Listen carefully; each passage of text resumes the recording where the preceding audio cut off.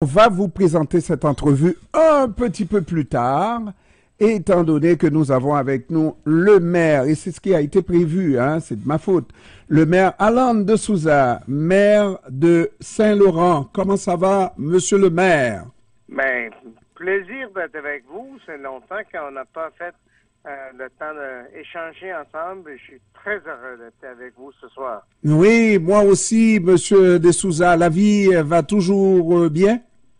Ben, il faut comprendre de cette période de l'année, c'est une période très occupée. Toutes les étapes, les écoles, les activités hivernales se terminent.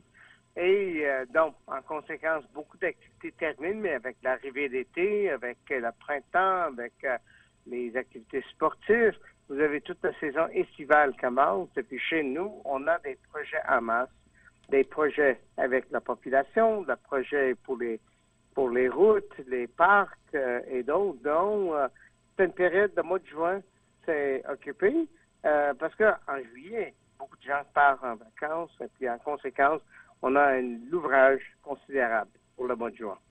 Et puis, entre-temps, votre ville, en général, n'a pas ce type de problème-là. Maintenant, on parle littéralement parce que vous avez des citoyens qui manifestent parce qu'on veut enlever un arrêt qu'on appelle un arrêt stop, là, n'est-ce pas?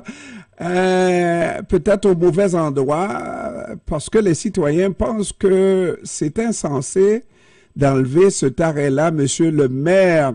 Je sais que vous êtes doté de bons jugements.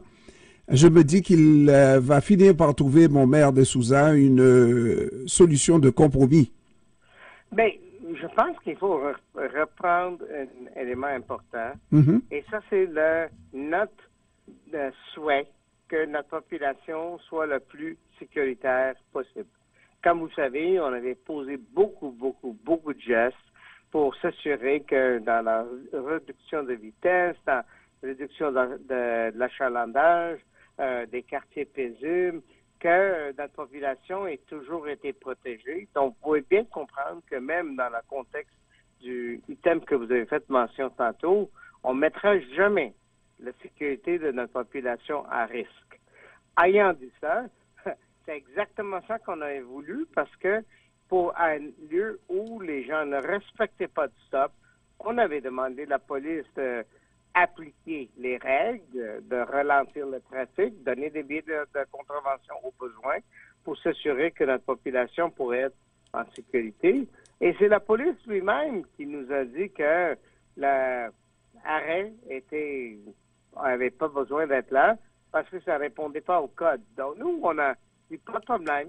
Je peux bien comprendre que les citoyens s'inquiètent, mais nous, on est arrivé avec un concept temporel, transitionnel, qui va être une transition, qui permettra une traverse de piétons protégée, feu clignotant, mais avec un projet qui aussi va être bonifié d'ici à cet automne avec un aménagement sur un terrain qui rende le lieu sécuritaire. Et donc, je pense que les citoyens qui, à date, ont manifesté un intérêt ne connaissent pas tous les détails, mais on les avait rencontrés, on avait partagé notre état d'âme, on a partagé notre inquiétude que si le stop ne pourrait pas être répondu, qu'est-ce qu'on va faire? Donc, nous avons des solutions, nous avons des projets, et je reste convaincu que ça va finir avec à la satisfaction de tous. Alors donc on dit le carrefour qui nous intéresse, c'est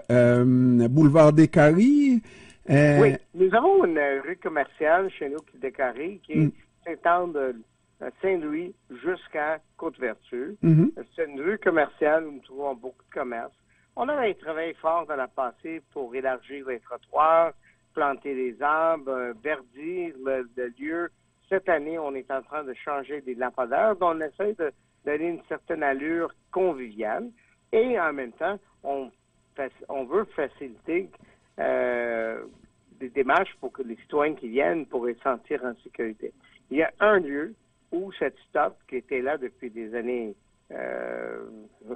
antérieures, qui était là, qui ne devrait pas être là, mais on vise corriger ça avec un aménagement qui va répondre aux besoins de sécurité. Monsieur le maire, je pense que vous avez à la ville des ingénieurs qui, eux, ont décidé qu'à cet endroit-là, ça prenait un arrêt obligatoire, forçant les automobilistes à s'arrêter net. Par rapport à des policiers qui, eux, font leur travail, oui, ils ont leurs compétences, mais est-ce que c'est aux policiers à dire qu'à cet endroit-là, on n'a pas besoin de stop? Moi, j'aurais tendance à faire confiance. J'aurais tendance à faire confiance d'abord à mes ingénieurs, non? Non. Ce qu'il faut faire est voir quelles sont les exigences de la Code de sécurité routière. C'est ça la loi. C'est ça qui établit les normes. Et soit ingénieur, soit policier va faire référence à la Code de sécurité routière. Donc, nous, on est allé aux sources. On a déterminé quelle est la meilleure façon d'appliquer ça, quelles sont les normes appropriées et les aménagements qu'on vise mettre en place vont être en conformité avec le Code de sécurité routière. Il y a au moins un cas de ces plaignants-là qui dit avoir été happé à cet endroit et on se pose la question parce que bon, le projet que vous faites semble être un projet pilote. Est-ce que vous allez faire le projet? C'est ce qu'on dit. Non, laissez-moi vous corriger. Oui. Ce n'est pas un projet pilote. C'est un projet transition.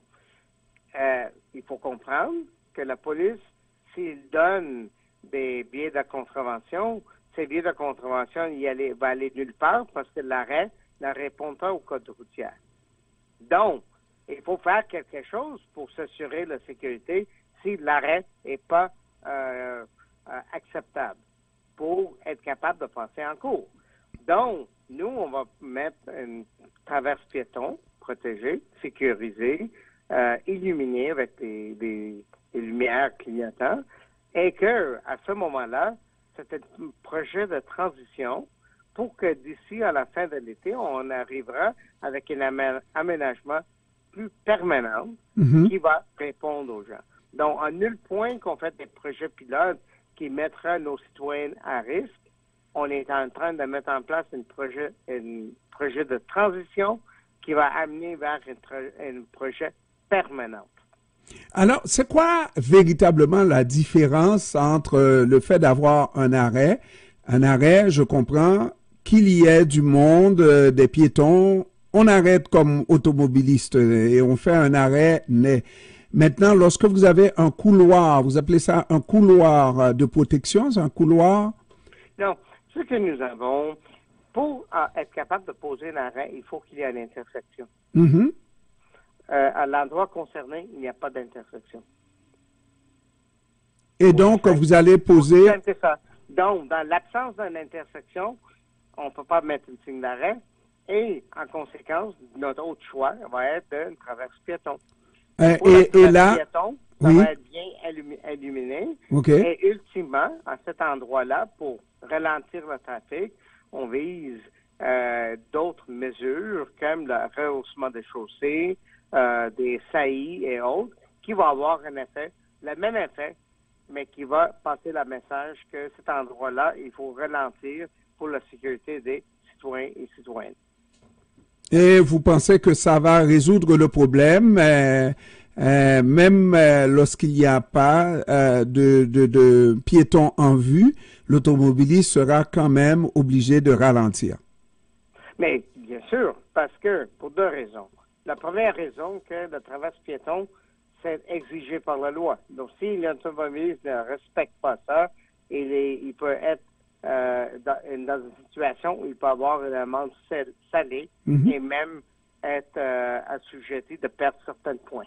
Deuxièmement, une fois que l'aménagement est complet, physiquement, son auto va être ralentir. Donc, dans les deux cas, soit pour les mesures transitoires ou sur les mesures permanentes, l'automobiliste a une obligation soit de respecter ça, sinon il va payer une pénalité. Et notre objectif va être que s'assurer que la sécurité de nos citoyens soit mise en question.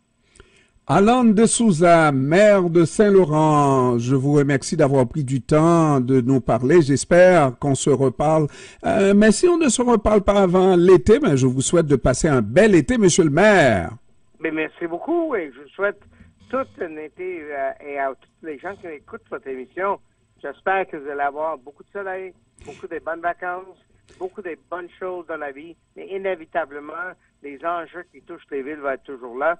Et j'ai hâte d'être invité de nouveau sur votre émission. Merci beaucoup, monsieur le maire. Merci, au revoir. Merci, au revoir.